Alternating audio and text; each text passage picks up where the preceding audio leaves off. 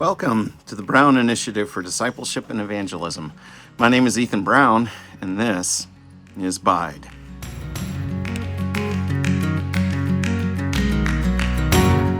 I'm producing this podcast in part because I am a partnership program student at Gordon-Conwell Theological Seminary, where I'm in the Doctor of Ministry program studying outreach and discipleship. If you'd like to learn more about the partnership program, it really is an amazing program that allows students like me to graduate tuition debt-free. And if you'd like to learn about that, I'll leave a link for more information in the description below. Or if you'd like to become one of my supporters, either through prayer or with a financial gift, I'll leave a link for that as well. Also, if BIDE is helpful to you, please feel free to like and share this video. Get it out there. That'd be great.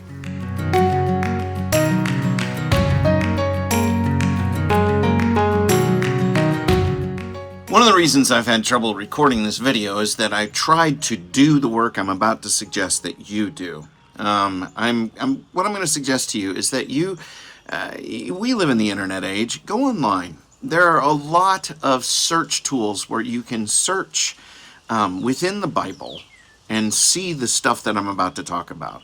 I'm not going to go through it a passage at a time. I'm just not going to do that. I'll let you do that.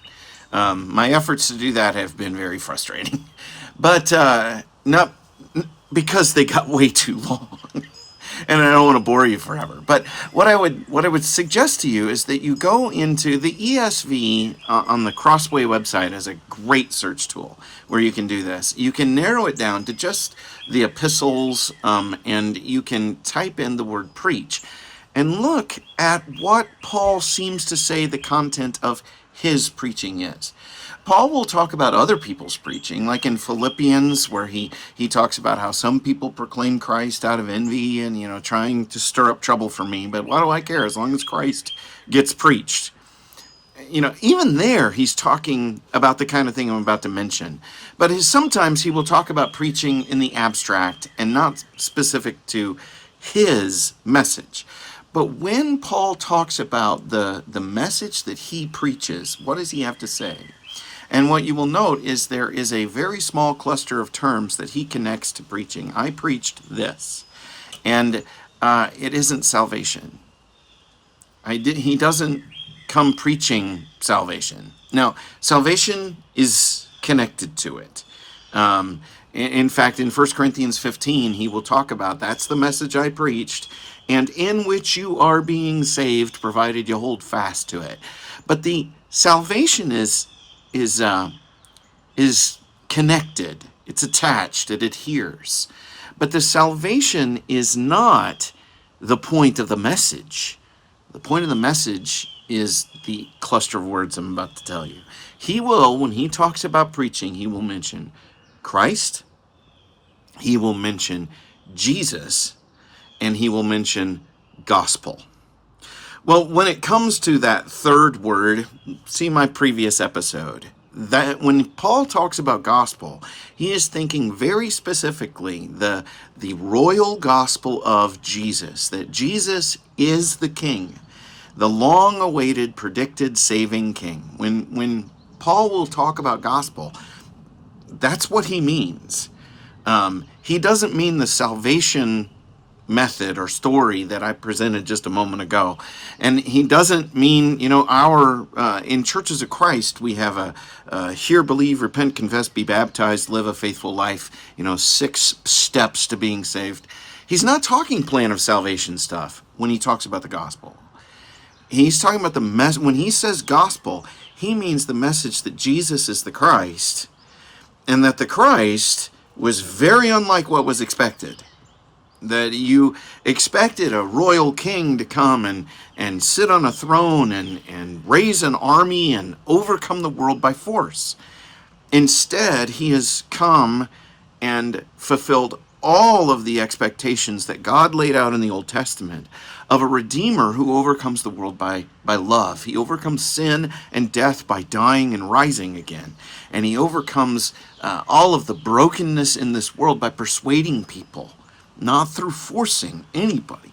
So that's going to be his gospel, is this message of the unlikely king, a murdered king. That's embarrassing. That's shameful. And not only that, a king who has no palace, no army, no tax policy, no conquest plans, at least not military conquest plans. Paul, you ought to be embarrassed to say, this is why he says, I'm not ashamed of the gospel.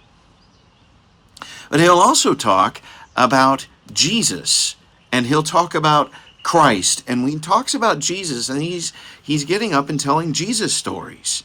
He's learned them. He's spent time with Jesus being taught. He knows the stuff of it, so much so that when he sat down with the apostles and says, this is the story I tell, they were like, yeah, no, that's what we experienced. You're right. It lines up perfectly. You got it. So that time in the third heaven that he spent with Jesus, he learned a lot. So when he talks about Jesus, he tells the Jesus stories. And when he talks about the Christ, which is the other term that adheres to I preach Christ, he will talk about that Old Testament setup for Messiah, for Christ. That all these expectations are fulfilled in this man, Jesus.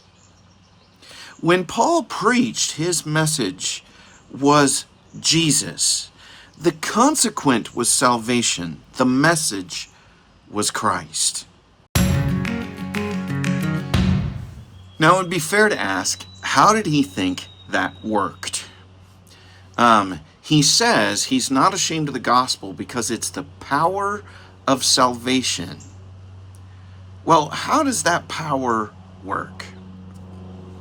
Paul's most focused passage in all the corpus of his letters about his reflection upon how people come to the point where they are ready to throw in with Jesus. His description of conversion, his most focused description of conversion, is going to be in Romans chapter 10.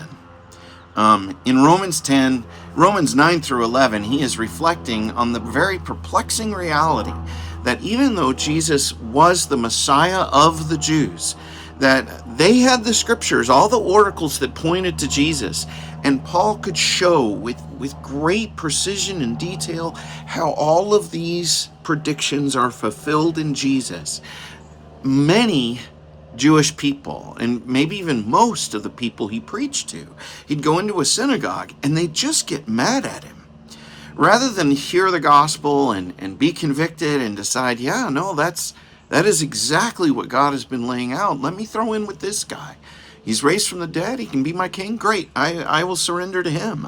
I'll stop trying to prove to God that I'm a good enough person, and I'll accept what he's done for me instead, and I'll throw in with this guy. I will give my allegiance to this guy. I will learn his ways and live as his person. Rather than do that, and some of them did, but rather than do that, so many people were saying no. Well, Paul is writing in Romans trying to show, okay, yeah, but it's not like God has failed. And one of the evidences of God's lack of failure is the fact that this gospel, it really does bring about this new approach to life in the people who hear it and accept it. So he talks about preaching about Jesus and seeing life change.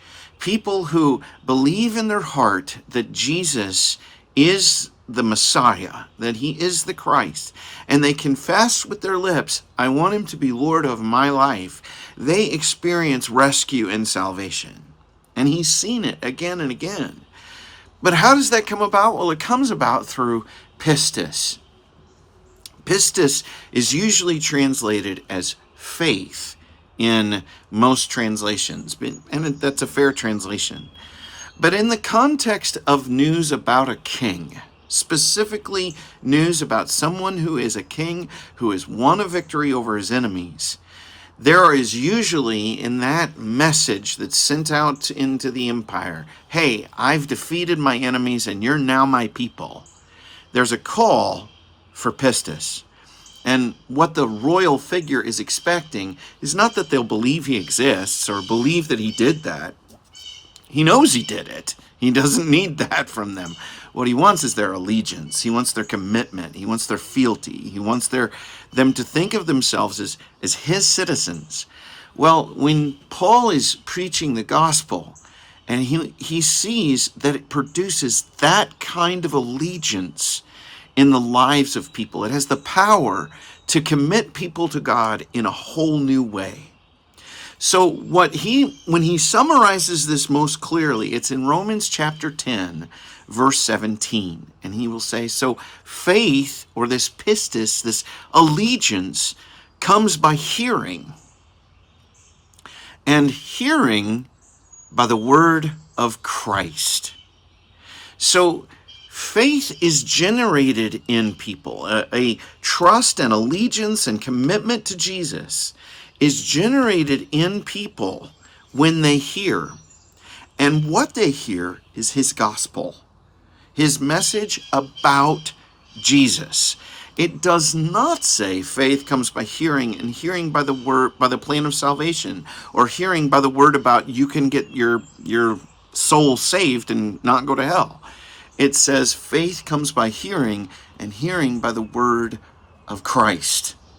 He would preach that Jesus is that king that the Old Testament has been looking forward to, and that his resurrection from the dead and Paul's own experience of encountering the resurrection, he tells that story. And when that story comes home to people and they realize a dead man is alive and he is reigning at God's right hand, I need to throw in with that guy. And that guy's better than any human government I got going on. It's it gives me some benefits. It causes me some problems. That's the way human governments are, but this guy is going to lead me to be a good person. I'm actually become changed because of him. I'm throwing in with him. Paul sees that happen again and again and again. In every synagogue he goes into to preach, some of the people have that response. They search through the scriptures that would be the Old Testament. They look deep into them and they see that, yeah, God really has been setting this up. This story you're telling me, that's true. It has to be because it fulfills all of this. Okay, I'm throwing in with that. So this allegiance, this faith, this trust comes by hearing, and the hearing that people need is the message that Paul preaches. Okay, before I wrap up, let's think real briefly. What is that message?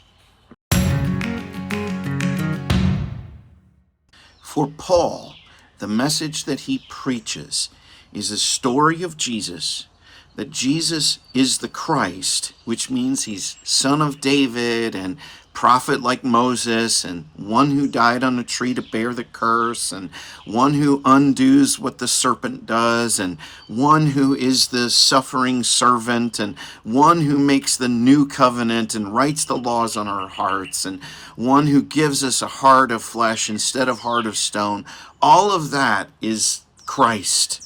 So he preaches the message of Jesus, that he is the Christ, and that's the gospel.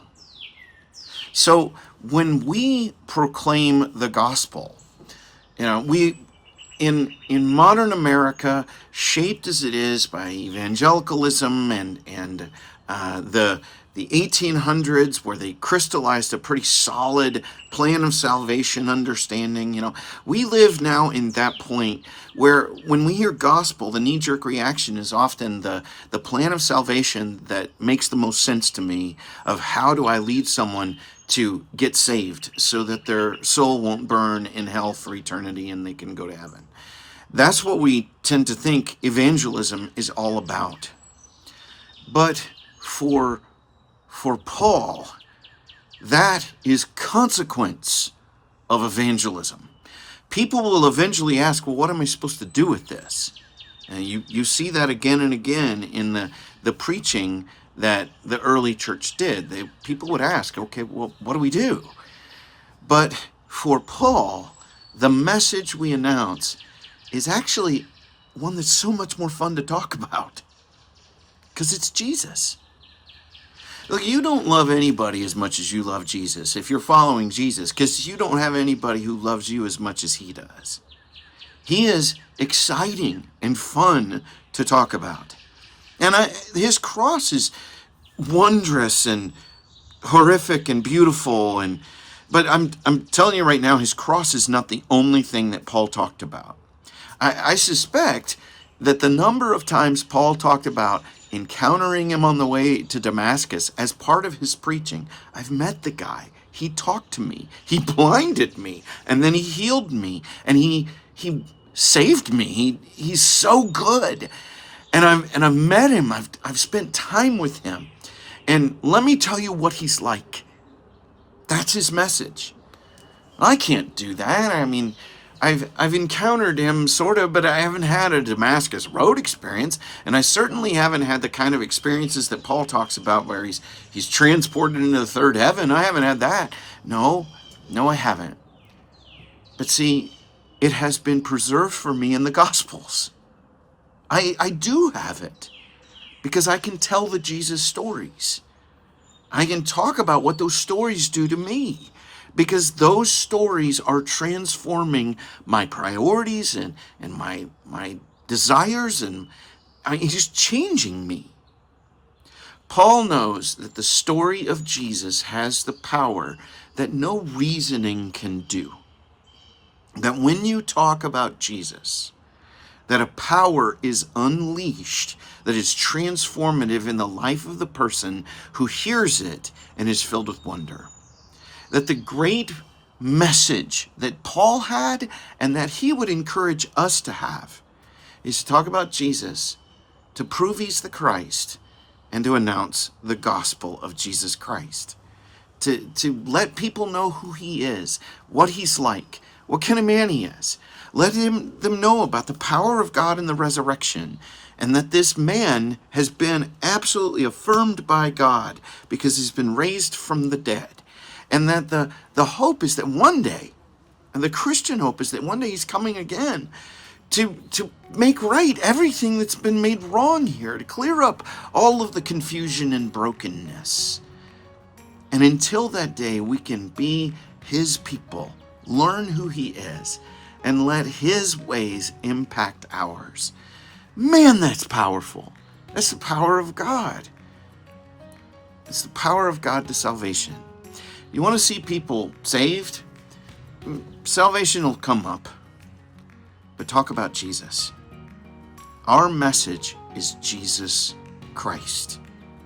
That's the message Paul preached. And it ought to be the one that we preach too, because it's been given to us. Because God has put that into our hearts and our minds and our mouths.